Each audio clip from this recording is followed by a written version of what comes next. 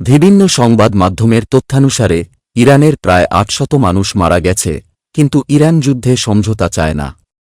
যুদ্ধে সমঝোতা চাইছে কে? যুদ্ধ বন্ধের জন্য কান্নাকাটি শুরু কইরা ট্রাম্পরে যুদ্ধবিরতির প্রস্তাব পাঠাইছে ওমান, আরব আমিরাত এবং কাতারে। একটু আগে রাতে দেখলাম দুবাইয়ের আমেরিকার কনসুলেটে আবার মিসাইল ছুঁড়ছে ইরান।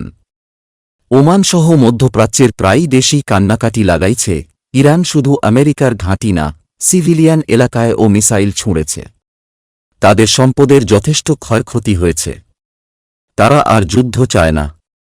আপাতত মধ্যপ্রাচ্য স্পষ্ট বুঝে গেছে, পাগলা ট্রাম্প তাদের নিরাপত্তা দিতে ব্যর্থ হয়েছে। ওরা টের পাইতেছে, যারে বাপ বাপ ডাইকা মাথায় তুলছে ওইটা আসলে বাপ না, পাপ। ট্রাম্প নিজেও বুঝতে পারেনি ইরান এত লং টার্ম যুদ্ধ চালাইয়া যাবে। গত বছর ট্রাম্প খামাকাই সাক্ষাৎকার দিল, ইরান আলোচনায় আসতে চায়। কিন্তু ইরান সরাসরি না কইরা দিছে, ওরা পাগলার সাথে সরাসরি সমঝোতায় বসতে চায় না। এখন পাগলা আবার নিজেই ক্লেইম করতেছে ইরান আলাপ করতে চায়, কিন্তু দেরি হয়ে গেছে। এটা স্পষ্ট পাগলের প্রলাপ। নিজেই বকতেছে। বিশ্লেষকরা দাবি করছেন, মূলত ট্রাম্পের অতীত ইতিহাস বলে লং টার্মের যুদ্ধে সে অভ্যস্ত না। ট্রাম্প শর্ট টার্মে জোরালো আক্রমণ করে, প্রতিপক্ষকে চাপে ফেলে অন্যায় দাবি করে, সমঝোতার নাটকে জয়ী হয়ে ঘরে ফিরে। গত বছর ইয়েমেনে হুতিদের বিরুদ্ধে সামরিক অভিযানই তার স্পষ্ট প্রমাণ। কিন্তু ইরান এবার সে সুযোগ দিতে চায় না।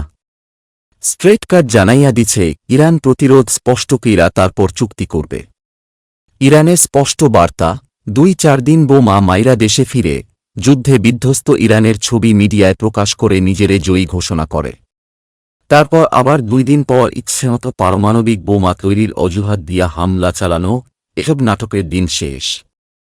ইরান সরাসরি জানাইছে, ঘাস কাটার মতো প্যালেস্টাইনিদের গণহত্যার অনুরূপ সুযোগ এখানে দেওয়া হবে না। এখন মারতে আসো, নিজেও মরো, কিন্তু নাটকবাজি এখানেই শেষ।